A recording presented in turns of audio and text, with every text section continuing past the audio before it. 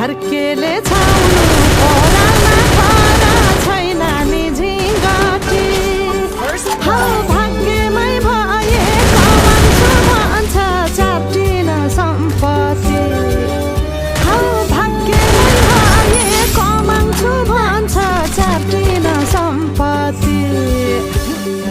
गाई भने सानो दुध दिन्छ मानो खानु कि नखानु मागेरै लानु नसक्नेसँग जानु कि नजानु